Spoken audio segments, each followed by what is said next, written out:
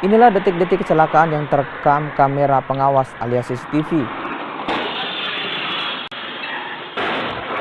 Kami tidak menayangkan secara keseluruhan video karena mengandung kengerian. Kecelakaan melibatkan 2 minibus dan 1 sepeda motor. Kecelakaan memicu terjadinya ledakan hingga sepeda motor terbakar.